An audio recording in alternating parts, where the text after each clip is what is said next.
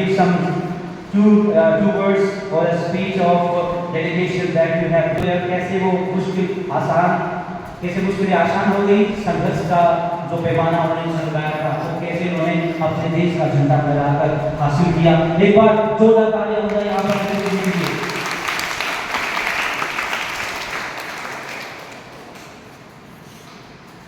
सभी को नमस्ते।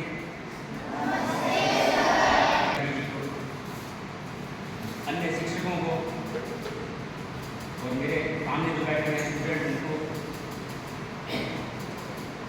मेरा नाम अनिल कुमार जमीन है और मैंने शुरू से लिए साइकिल यात्रा की है। मेरी यात्रा 70 दिन की यात्रा थी जो कि मैंने 51 दिन में पूरी की है। मेरी ये यात्रा शुरू हुई जो कि लेह लद्दाख की और इस यात्रा में मेरे साथ रहे मेरे जोड़ीदार शत्रुघ्न शर्मा जो कि जयपुर से थे। उन्होंने मेरी इस यात्रा में मेरा साथ दिया। हम लोग 15 तारीख को यहाँ से निकले थे। पहले चरण में हम लोग मनाली पहुँचे। मनाली की जो दूरी थी यहाँ से वो 480 किलोमीटर की थी, 700 किलोमीटर की थी। इस बीच पहलगाम आतंकी हमला हुआ, माहौल थोड़ा गर्म हो गया, घर से फोन आने शुरू हो गए। घर वालों ने बोला कि वापस आ जाओ। मेरे जोड़ीदार शत्रुघ्न ने निर्णय लिया और मुझे ये कहकर निकल गए संविधान से सुधान है, अगर जिंदा रहे तो फिर करेंगे।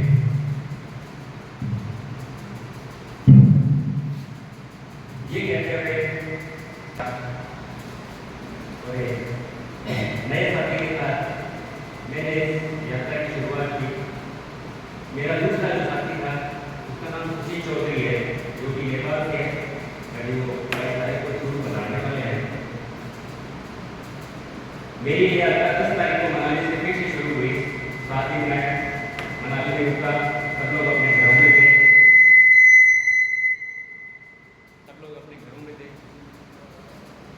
और हम सफर से निकले हुए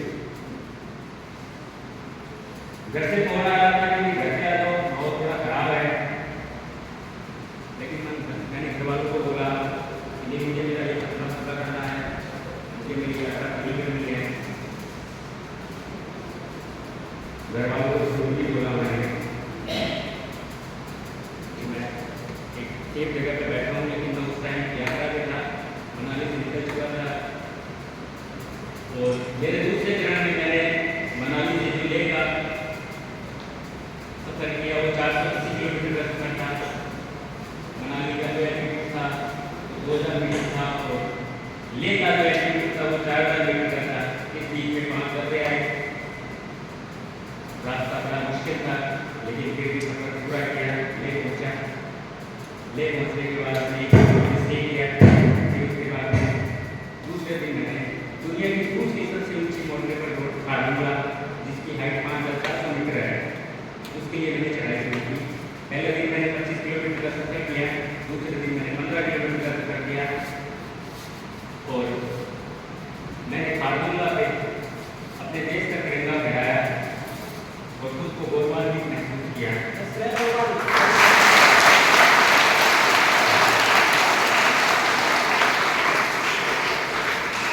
उसके बाद मैं खारदुंगा से टाउन में 35 किलोमीटर टाउन में नुब्रा वैली गया। नुब्रा वैली एक ऐसी जगह है जो पाकिस्तान बॉर्डर पर पड़ती है। उसका माहौल थोड़ा खराब था। आर्मी वालों ने वापस भेज दिया कि भैया माहौल थोड़ा खराब है। हम लोग फिर वापस ले आ गए। ले स्टे किया। फिर उसके बाद हम लोग दूसरे दिन दुनिया की तीसरी सबसे बड़ी मोटरेबल रोड चांगला पास जिसकी हाइट 5300 मीटर है, वो हम लोगों ने उसकी चढ़ाई शुरू की। उसका जो डिस्टेंस था वो 75 किलोमीटर था। 3 दिन में उसका पूरा हुआ। चांगला पास से हम लोग पहुँचे, लगभग 3 बजे के लगभग पहुँचे थे। वहाँ पे अपने देश का तिरंगा फहराया, खुद को फिर से एक बार गौरवान्वित महसूस किया।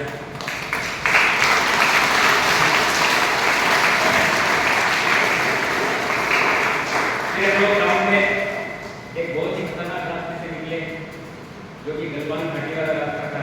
गलवान घाटी के हम लोग हैंगोंग पहुँचे।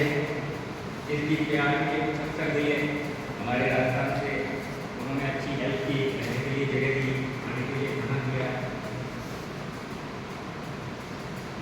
रात को 10:30 बजे हम लोग टैंगोंग पहुँचे। टैंगोंग पहुँचने के बाद हम लोगों ने वही टेंट लगाया, खाना बनाया, खाया, सो गए। सुबह उठे, फिर सुबह 4 बजे उठना होता था, 5 बजे राइड स्टार्ट करनी होती थी। 5 बजे हम लोग टैंगोंग से निकले।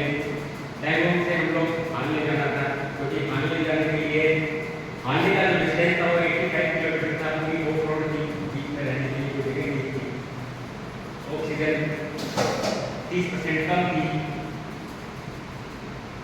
और हमारे साथ में जो साइकिल थी उस पर जो वजन था वो लगभग 60-70 किलो वजन था। ऑफ रोडिंग करते हुए हम लोग वही 3 दिन बाद हम लोग पहुँचे हानले। अब दुनिया की सबसे ऊंची मोटरवे रोड है वो निकला है, वहाँ जाने के लिए पहले हम लोग को हानले जाना बहुत जरूरी है, क्योंकि एक रास्ता है। हम लोग हानले पहुँचे, रात को 3 बजे आर्मी के कैंप में गए और उनसे हेल्प मांगी, रहने की जगह दी, खाने के लिए खाना किया। फिर एक दिन वहाँ पे हम लोगों ने स्टे किया, और दूसरे दिन हम लोगों ने उंगली वाला जो बेस कैंप है जिसका नाम चुसून लेकर के, उसका जो डिस्टेंस है हानले से वो 65 किलोमीटर था। एक दिन में कवर करना था। आर्मी ने बोला बीच में रहने के लिए जगह नहीं है, एक दिन में कवर करना बहुत मुश्किल है, क्योंकि प्लेन में हम लोग जो राइड करते हैं उसका डिसाइड हम लोग करते हैं, लेकिन पहाड़ों में जो राइड करते हैं उसका डिसाइड हम नहीं करते, वो पहाड़ करते हैं, वो प्रकृति करती है। 65 किलोमीटर राइड करने में हमें सुबह 5 बजे 4 बजे हम लोग थे, 5 बजे हम लोगों ने राइड स्टार्ट की। हम लोग दूसरे दिन सुबह 4 बजे जो दुनिया की सबसे ऊंची मोटरवे रोड है उसके बेस पे चुसुनिया में पहुँचे। वहाँ पे आर्मी कैंप टाइप होता था, वहाँ पे शरण ली, आर्मी वालों ने अच्छी हेल्प की। इस बीच में मंच के माध्यम से आर्मी वालों को, आर्मी के जवानों को, ITBP और BRO के जवानों को धन्यवाद देना चाहता हूँ। इस यात्रा में उन्होंने मेरा सहयोग दिया। सुबह 4 बजे पहुँच के हम लोगों ने चुसुनिया में स्टे किया। दूसरे दिन हम लोग सुबह 4 बजे निकलने वाले थे, लेकिन वहाँ से आगे आपने मना किया कि आप बिना बैकअप के ऊपर न जाइए। ये 25 किलोमीटर की पहाड़ी में दुनिया की सबसे ऊंची मोटरवे रोड निकला था, उसकी ऊंचाई 5,900 मीटर है, और फीट में देखें तो 19,000 फीट है, तो किलोमीटर में देखें तो लगभग 6 किलोमीटर हाइट पे है, धरती की सतह से 6 किलोमीटर हाइट पे है। इसी दिन का इंतजार था, तो मेरा भी सपना था, वो वाले इंसान का सपना होता है। वहाँ गया, वहाँ पे अपने देश का झंडा लहराया, एक बार फिर से उसको बहुत